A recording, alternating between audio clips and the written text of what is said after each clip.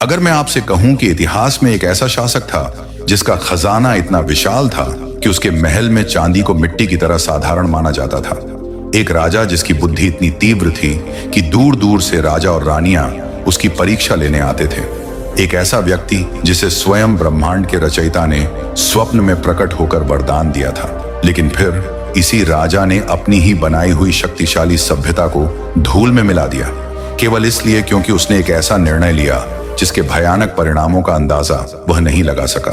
क्या आप जानते हैं यह कौन था? यह कहानी है राजा सुलेमान की, इतिहास के सबसे विरोधाभासी पात्रों में से एक। आज हम जानेंगे कि कैसे एक चरवाहे का बेटा दुनिया का सबसे शक्तिशाली राजा बना और फिर कैसे उसकी अपरिमित बुद्धि भी उसे अंधकार से नहीं बचा सकी। ये एक ऐसी कहानी है जो आपको सोचने पर मजबूर करेगी कि क्या सच्ची बुद्धि और सच्चा सुख का अर्थ वास्तव में क्या है। 3000 वर्ष पहले का यरूशलेम, पश्चिमी एशिया का एक छोटा सा देश इजराइल दुनिया का ध्यान अपनी ओर खींचने से अभी बहुत दूर था। यह वही काल था जब मिस्र में नील नदी के किनारे विशाल पिरामिड चमक रहे थे, भारत में वैदिक संस्कृति अपने चरम पर थी और चीन में शांग राजवंश का शासन था। इस समय इजराइल में राजा दाऊद का शासन था, एक योद्धा राजा जिसने अपनी वीरता से राज्य को मजबूत किया था। दाऊद एक महान योद्धा था, लेकिन उसका जीवन विवादों से घिरा रहा। उसने अपने एक सेनापति उरिय्याह की पत्नी बतशेबा के साथ अनैतिक संबंध बनाए और बाद में उरिय्याह को युद्ध में मरवा दिया। इसी बतशेबा के गर्भ से जन्मा था सुलेमान। मेरी मृत्यु नजदीक है बेटे, वृद्ध दाऊद ने अपने बिस्तर पर पड़े हुए कमजोर स्वर में कहा।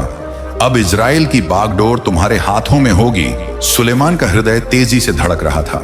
वह अभी केवल 20 वर्ष का था और इजराइल जैसे विशाल राज्य को संभालने का विचार उसे भयभीत कर रहा था। उसके कई भाई थे जो उससे बड़े और अनुभवी थे, विशेषकर अदोनिय्याह, जो अपने आप को अगला राजा घोषित कर चुका था। पिताजी, मैं तो अभी बालक हूँ, सुलेमान ने विनम्रता से कहा। मुझे नहीं पता कि लोगों का नेतृत्व कैसे करना है। मेरे भाई अदोनिय्याह पहले से ही अपने समर्थकों के साथ राज्य पर अधिकार करने की तैयारी कर रहे हैं। दाऊद ने अपना कमजोर हाथ उठाकर सुलेमान के सिर पर रखा। यहोवा ने मुझसे वादा किया था कि तुम ही इजराइल के अगले राजा होंगे। परमेश्वर का वचन कभी विफल नहीं होता और वास्तव में यही हुआ। भविष्यवक्ता नातान और याजक सादोक ने सुलेमान का अभिषेक कर दिया और सारे इजराइल ने अपने नए शासक के रूप में उसका स्वागत किया। सुलेमान ने अपने राज्याभिषेक के तुरंत बाद इजराइल के परंपरागत पूजा स्थल गिबोन में यहोवा को 1000 बलिदान चढ़ाए। उस रात जब वह विश्राम कर रहा था, एक अद्भुत घटना घटी। उसके सामने स्वप्न में स्वयं यहोवा प्रकट हुए। मांग, मैं तुझे क्या दूं? यहोवा ने पूछा। सुलेमान के सामने अनंत संभावनाएं थीं। वह धन मांग सकता था, लंबी आयु, अपने शत्रुओं का विनाश या अपार सैन्य शक्ति, लेकिन उसने जो मांगा वह आज तक इतिहास की पुस्तकों में स्वर्ण अक्षरों में अंकित है। हे प्रभु, आपने मेरे पिता दाऊद के साथ बड़ी दया की है और अब मुझे उनके स्थान पर राजा बनाया है, लेकिन मैं तो एक छोटा बालक हूं। मुझे नहीं पता कि कैसे लोगों का मार्गदर्शन करना है। आपके इन असंख्य लोगों का नेतृत्व करने के लिए मुझे एक समझदार और विवेकपूर्ण हृदय दीजिए, ताकि मैं भले और बुरे में अंतर कर सकूं, क्योंकि बिना इसके आपके इस विशाल राज्य का शासन कौन कर सकता है। यहोवा सुलेमान के इस निवेदन से अत्यंत प्रसन्न हुए। तुमने अपने लिए न तो लंबा जीवन मांगा, न धन दौलत, न अपने शत्रुओं का विनाश, बल्कि न्याय करने के लिए समझ मांगी। यहोवा ने कहा, इसलिए मैं तुम्हें ऐसा ज्ञानी और समझदार हृदय देता हूं जैसा तुमसे पहले किसी के पास नहीं था और न भविष्य में किसी के पास होगा। और जो तुमने नहीं मांगा वह भी मैं तुम्हें देता हूं, धन और सम्मान, ताकि तुम्हारे जीवन काल में कोई भी राजा तुम्हारे समान न हो। सुलेमान अपने स्वप्न से जागा तो उसे एक अद्भुत परिवर्तन का अनुभव हुआ, जैसे उसके मस्तिष्क में हजारों द्वार एक साथ खुल गए हों। जटिल समस्याएं अब सरल पहेलियों की तरह लगती थीं।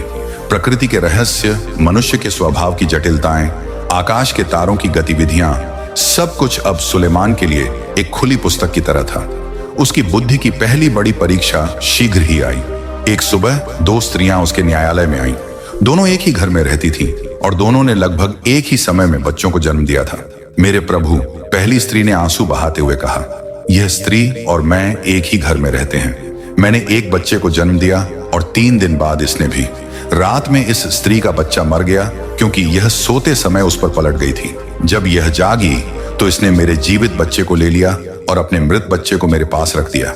सुबह जब मैं अपने बच्चे को दूध पिलाने उठी तो देखा कि वह मृत है, लेकिन जब मैंने उसे ध्यान से देखा तो पहचान लिया कि यह मेरा बच्चा नहीं था। झूठ! दूसरी स्त्री ने चिल्लाते हुए कहा, जीवित बच्चा मेरा है और मृत बच्चा इसका है। नहीं, मृत बच्चा तेरा है और जीवित मेरा है, पहली स्त्री ने प्रतिवाद किया। न्यायालय में मौजूद लोग आश्चर्य कर रहे थे कि युवा राजा इस पेचीदा मामले का निपटारा कैसे करेगा। कोई गवाह नहीं था, कोई सबूत नहीं था, केवल दो स्त्रियों के विरोधाभासी दावे। सुलेमान ने कुछ क्षण शांति से विचार किया और फिर आदेश दिया, मुझे एक तलवार लाओ। जब तलवार लाई गई तो सुलेमान ने कहा, जीवित बच्चे को दो हिस्सों में काट दो और आधा इस स्त्री को दो और आधा उस स्त्री को।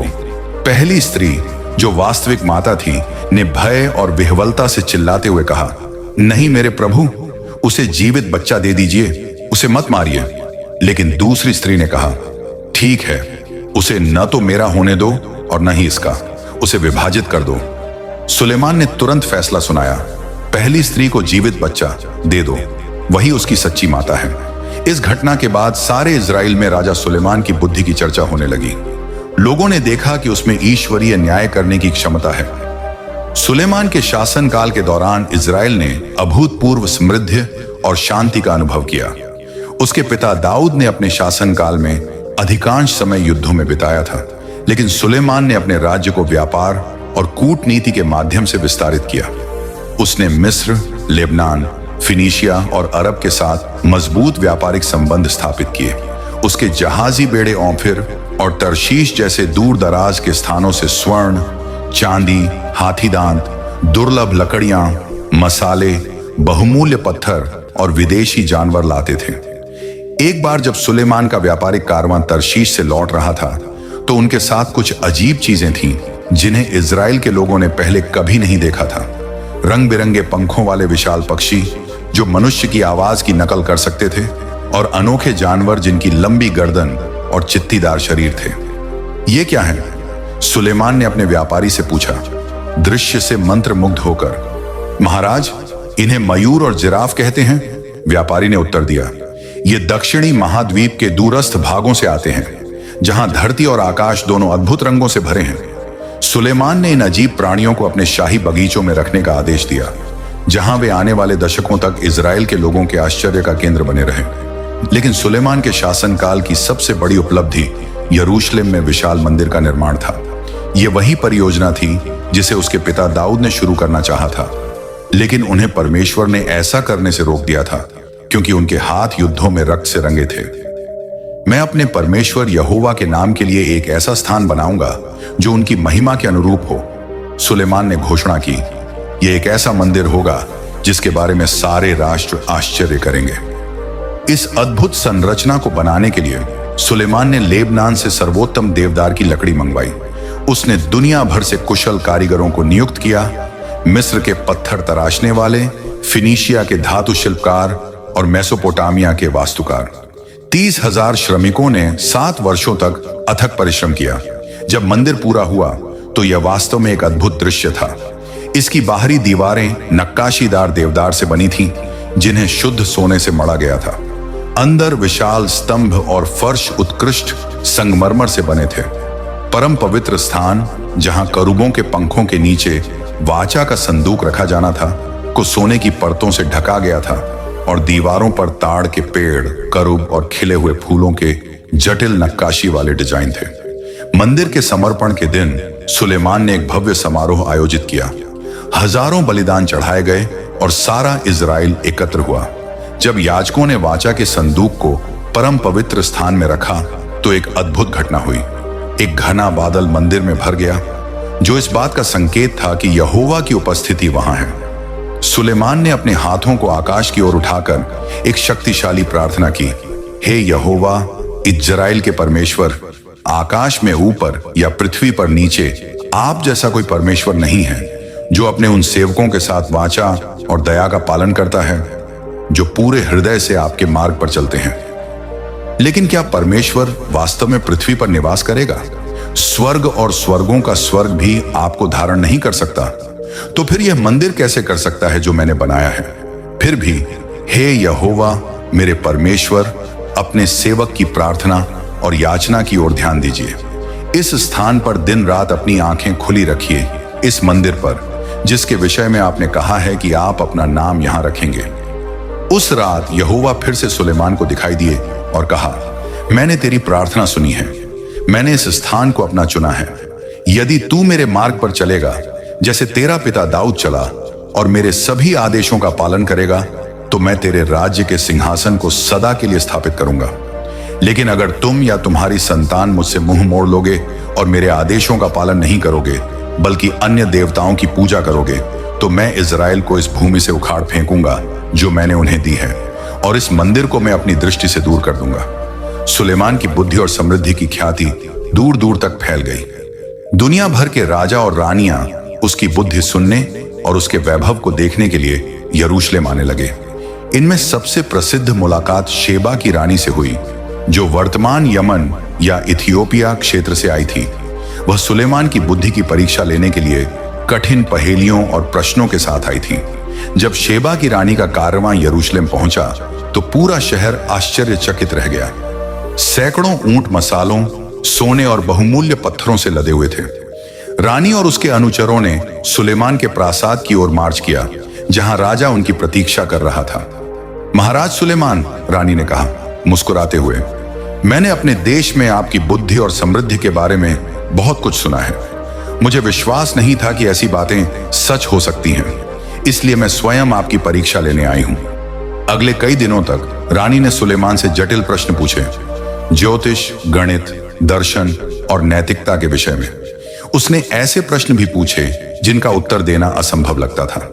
बताइए महाराज, उसने एक शाम पूछा, क्या मानव सोच का कोई सीमा है, और यदि है तो उसके परे क्या है? ब्रह्मांड जितना विशाल है, सुलेमान ने उत्तर दिया, मानव मन उससे भी अधिक विस्तृत है, क्योंकि यह न केवल इस ब्रह्मांड को समझ सकता है बल्कि इससे परे की कल्पना भी कर सकता है। लेकिन मानव सोच की सीमा है और उसके परे परमेश्वर का ज्ञान है जो अनंत है। प्रत्येक प्रश्न के साथ शेबा की रानी अधिक प्रभावित होती गई। उसने देखा कि सुलेमान के महल में प्रत्येक वस्तु सोने से बनी थी, उसकी मेजों से लेकर पीने के प्यालों तक, यहां तक कि उसके सिंहासन तक को शुद्ध सोने से मढ़ा गया था और हाथी दांत से बनाया गया था। लेकिन सबसे ज्यादा उसे सुलेमान की बुद्धि से प्रभावित हुई। उसने देखा कि राजा न केवल जटिल राजनीतिक मामलों से निपटने में कुशल था, बल्कि वह अपने दरबारियों के साथ दयालु और उदार भी था। वह ज्ञान का स्रोत था और उसने 3000 नीति वचन और 1000 गीत लिखे थे। अपनी यात्रा के अंत में शेबा की रानी ने स्वीकार किया, आपकी बुद्धि और समृद्धि के बारे में जो मैंने अपने देश में सुना था वह आधा भी नहीं था। आपके लोग कितने भाग्यशाली हैं कि वे आपके सामने खड़े होकर आपकी बुद्धि सुन सकते हैं। उसने सुलेमान को 120 किक्कार सोना, बड़ी मात्रा में मसाले और बहुमूल्य पत्थर दिए। बदले में सुलेमान ने उसे वह सब कुछ दिया जो उसने मांगा, और उससे भी अधिक। यह सुलेमान के शासनकाल का स्वर्णिम युग था। इजराइल समृद्धि के शिखर पर था। यरूशलेम की सड़कें व्यापार से भरी थीं और लोग शांति और सुरक्षा में रहते थे। एक प्राचीन अभिलेख यह वर्णन करता है कि सुलेमान के शासन में यहूदा और इजराइल सुरक्षित रहते थे। हर व्यक्ति अपने अंगूर की बेल और अंजीर के पेड़ के नीचे बैठता था। चांदी को इतना साधारण समझा जाता था जितनी आम पत्थर, और देवदार की लकड़ी को उतना ही आम जितना कि साधारण सिकोमोर के पेड़। सुलेमान ने यरूशलेम को एक वैश्विक महानगर में बदल दिया। उसने भव्य इमारतें बनवाईं, अपने लिए एक विशाल महल जिसे लेबनान का वन कहा जाता था, क्योंकि इसमें लेबनान से आई देवदार की लकड़ी के विशाल स्तंभों की कतारें थीं। फिरौन की पुत्री के लिए एक शानदार प्रासाद और न्याय का राजकीय महल, जहां वह अपने हाथी दांत के सिंहासन पर बैठकर न्याय करता था। सुलेमान ने स्वयं को न केवल एक राजा बल्कि एक विद्वान और लेखक के रूप में भी स्थापित किया। उसने प्रकृति, मानव व्यवहार और नैतिकता पर विस्तृत रूप से लिखा। उसकी बुद्धि संग्रहित में नीति वचन, सभोपदेशक और श्रेष्ठ गीत जैसे ग्रंथ शामिल थे। जीवन से प्रेम करने वाले और अच्छे दिन देखना चाहने वाले अपनी जीभ को बुराई से और अपने होठों को छल की बातें बोलने से रोकें, उसने लिखा। बुराई से दूर रहें और भलाई करें, शांति की खोज करें और उसका अनुसरण करें। उसने जीवन के हर पहलू पर अपने विचार व्यक्त किए। प्रेम, विवाह, कार्य, धन, बुढ़ापा और मृत्यु। वह एक ऐसा व्यक्ति था जिसके पास न केवल अपार धन था बल्कि अपार ज्ञान भी था। सुलेमान के राज्य की समृद्धि बढ़ती गई, लेकिन साथ ही एक छिपा हुआ खतरा भी उत्पन्न हो रहा था। जो व्यक्ति इतना बुद्धिमान था कि दुनिया की सबसे कठिन पहेलियों का समाधान कर सकता था, वह अपने व्यक्तिगत जीवन में एक गंभीर गलती कर रहा था। इजराइल को मजबूत करने और पड़ोसी देशों से मित्रता बढ़ाने के लिए सुलेमान ने राजनीतिक गठबंधन स्थापित किए। उस समय के रिवाज के अनुसार इन गठबंधनों को अक्सर शाही विवाहों द्वारा मजबूत किया जाता था। इसलिए सुलेमान ने मिस्र, मोआब, अम्मोन, एदोम, सीदोन और हित्ती जैसे देशों की राजकुमारियों से विवाह किया। प्रारंभ में ये विवाह केवल राजनीतिक थे, लेकिन जैसे जैसे समय बीता, सुलेमान अपनी इन विदेशी पत्नियों से गहराई से जुड़ने लगा और अंततः उसके पास 700 राजकीय पत्नियां और 300 पत्नियां हो गईं। सुलेमान का एक विश्वास पात्र सलाहकार यहोयादा का पुत्र बनायाह था, जो इजराइल की सेना का प्रमुख था। एक दिन जब वे यरूशलेम की प्राचीर पर टहल रहे थे, बनायाह ने साहस जुटाकर राजा से एक कठिन प्रश्न पूछा। मेरे प्रभु, बनायाह ने सावधानी से शुरू किया, मैं आपकी बुद्धि और शासन की गहरी प्रशंसा करता हूं, लेकिन मैं एक चिंता व्यक्त करना चाहता हूं। आपने इतनी विदेशी स्त्रियों से विवाह क्यों किया है? क्या आप नहीं जानते कि हमारे पवित्र नियम में इसका निषेध है? सुलेमान ने अपने सलाहकार की ओर देखा। उसके चेहरे पर थोड़ी अप्रसन्नता थी, लेकिन फिर मुस्कुराया। बनायाह, तुम एक अच्छे सैनिक हो, लेकिन तुम कूटनीति नहीं समझते। इन विवाहों ने इजराइल को हमारे पड़ोसियों के साथ शांति दिलाई है। इस शांति के कारण ही हम इतनी समृद्धि का आनंद ले रहे हैं। बनायाह अभी भी आश्वस्त नहीं था, लेकिन महाराज, पवित्र नियम में स्पष्ट रूप से कहा गया है, तुम विदेशी स्त्रियों से विवाह मत करो, नहीं तो वे तुम्हारा हृदय उनके देवताओं की ओर फेर देंगी। क्या आप नहीं डरते कि यह होगा? सुलेमान ने उदासीनता से हाथ हिलाया। मैं इजराइल का सबसे बुद्धिमान व्यक्ति हूं, बनायाह। मैं हर परीक्षा में सफल रहा हूं। क्या तुम्हें लगता है कि मैं अपना हृदय अन्य देवताओं की ओर फेर दूंगा? मैं नियंत्रण में हूं। लेकिन सच्चाई यह थी कि सुलेमान नियंत्रण खो रहा था। हालांकि उसके पास अपार बुद्धि थी, लेकिन यह बुद्धि उसकी कमजोरियों से उसकी रक्षा नहीं कर सकी। उसकी पत्नियों ने उससे अपने देवताओं के लिए पूजा स्थल बनाने का अनुरोध किया और उसने उनकी इच्छाओं को पूरा किया। सुलेमान के महल के पूर्वी भाग में एक ऐसा क्षेत्र था जहां कई विदेशी देवताओं के लिए मंदिर और वेदियां स्थापित की गई थीं। सीदोनियों की देवी अश्तोरेत, मोआबियों का देवता कमोश और अम्मोनियों का देवता मोलेक। इन देवताओं की पूजा अक्सर अनैतिक और कभी-कभी क्रूर तरीकों से की जाती थी। कुछ अवसरों पर मोलेक की वेदी पर मानव बलिदान भी होते थे। प्रारंभ में सुलेमान ने इन पूजा स्थलों को केवल अपनी पत्नियों के लिए बनवाया था और वह स्वयं उनमें भाग नहीं लेता था, लेकिन धीरे धीरे वह अपनी प्रियतम पत्नियों के साथ इन अनुष्ठानों में शामिल होने लगा। शुरू में केवल एक पर्यवेक्षक के रूप में, फिर एक प्रतिभागी के रूप में। एक शाम जब यरूशलेम में अंधेरा छा रहा था, एक वृद्ध भविष्यवक्ता नाथान, जो एक समय सुलेमान के पिता दाऊद का सलाहकार था, राजा के कक्ष में प्रवेश किया। वह सीधे पहरेदारों के बीच से गुजरा, जैसे कि वे उसे देख ही नहीं सकते थे। सुलेमान, नाथान ने कहा। उसकी आवाज कमरे में गूंजी। राजा, जो अपने लेखन कक्ष में एकांत में बैठा था, चौंक गया। कौन है? कौन मेरे निजी चैम्बर में आया है? वह व्यक्ति जिसने तुम्हारे पिता को परमेश्वर का वचन सुनाया और अब उसी वचन को तुम्हारे पास लाया है, वृद्ध भविष्यवक्ता ने कहा। सुलेमान, तुम क्या कर रहे हो? तुमने, जिसे परमेश्वर ने अद्वितीय बुद्धि दी, तुमने मूर्ति पूजा की अनुमति कैसे दे दी? इस पवित्र शहर में जहां परमेश्वर का मंदिर खड़ा है, तुम विदेशी देवताओं की वेदियां स्थापित कर रहे हो। सुलेमान 2 कदम पीछे हट गया। उसका चेहरा विस्मय और शर्म से लाल हो गया। मैंने सिर्फ अपनी पत्नियों को खुश करने के लिए ऐसा किया। मैं स्वयं उन देवताओं में विश्वास नहीं करता, और फिर भी तुम उनके अनुष्ठानों में भाग लेते हो। नाथान ने उत्तर दिया, यहोवा कहते हैं, क्योंकि तुम्हारा हृदय मुझसे दूर हो गया है और तुमने मेरी वाचा और मेरे आदेशों का पालन नहीं किया, मैं निश्चित रूप से राज्य को तुमसे छीन लूंगा और इसे तुम्हारे एक सेवक को दे दूंगा। तथापि तुम्हारे पिता दाऊद के कारण मैं ऐसा तुम्हारे जीवन काल में नहीं करूंगा, बल्कि तुम्हारे पुत्र के हाथ से राज्य छीनूंगा। सुलेमान के मस्तिष्क में यहोवा के पहले दिए गए शब्द गूंजे, यदि तुम या तुम्हारी संतान मुझसे मुंह मोड़ लोगे तो मैं इजराइल को इस भूमि से उखाड़ फेंकूंगा। यह वही चेतावनी थी जो उसे मंदिर के समर्पण के बाद दी गई थी। नाथान चला गया और सुलेमान कई घंटों तक अपने कक्ष में अकेला बैठा रहा, अपने जीवन और निर्णयों पर विचार करता रहा। लेकिन अगले दिन बजाय अपने मार्गों को सुधारने के वह अपनी दैनिक दिनचर्या में वापस लौट गया। उसने नाथान के शब्दों को एक बूढ़े आदमी के भ्रम के रूप में खारिज कर दिया, जिसके शब्दों का कोई अधिकार नहीं था। वर्ष बीतते गए और सुलेमान वृद्ध होता गया। उसके बाल सफेद हो गए और उसकी आंखों की रोशनी कम हो गई, लेकिन उसकी विदेशी पत्नियों का उस पर प्रभाव बढ़ता गया। अब सुलेमान न केवल अपनी पत्नियों के पूजा अनुष्ठानों में भाग लेता था, बल्कि वह स्वयं भी इन विदेशी देवताओं के आगे झुकने लगा था। ऐसा व्यक्ति जिसने एक बार इजराइल के परमेश्वर यहोवा के लिए महानतम मंदिर बनाया था, अब मूर्ति पूजा में लिप्त था। उसकी बुद्धि, उसकी अंतर्दृष्टि, ये सब अब विदेशी कुरीतियों के समक्ष झुक गए थे। राजा की इस गिरावट का प्रभाव पूरे राज्य पर पड़ा।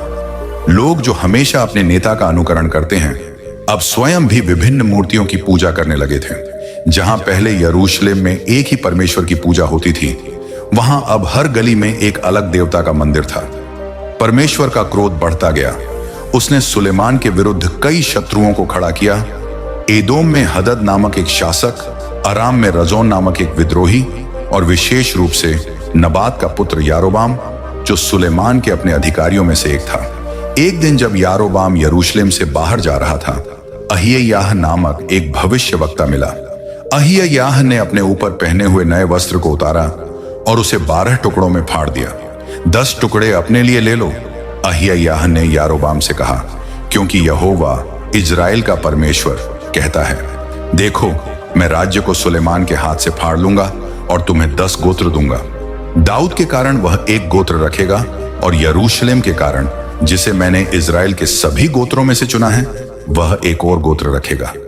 मैं ऐसा इसलिए करूंगा क्योंकि उन्होंने मुझे त्याग दिया है और सीदोनियों की देवी अश्तोरेत, मोआबियों के देवता कमोश और अम्मोनियों के देवता मोलेक की पूजा की है।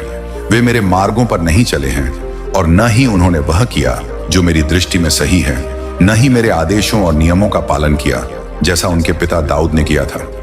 यह भविष्यवाणी शीघ्र ही सुलेमान तक पहुंच गई और उसने यारोबाम को मारने का प्रयास किया। लेकिन यारोबाम मिस्र भाग गया और वहां फिरौन शीशक के संरक्षण में रहने लगा। सुलेमान अब अपने जीवन के संध्या काल में था।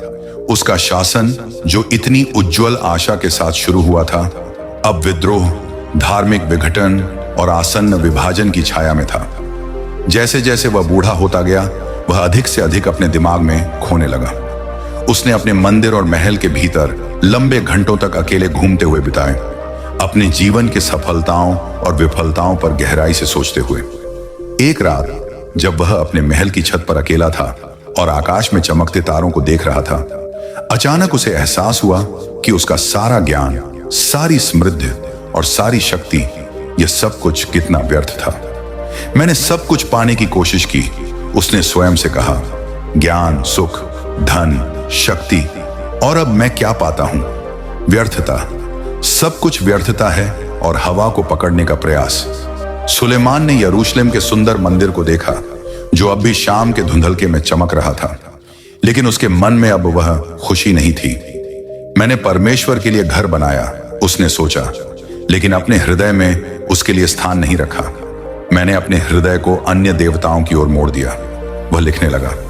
बाद में जिसे हम सभोपदेशक के नाम से जानते हैं, मैंने सुख भोगा, धन कमाया, भवन बनाए, लेकिन देखा सब व्यर्थता है।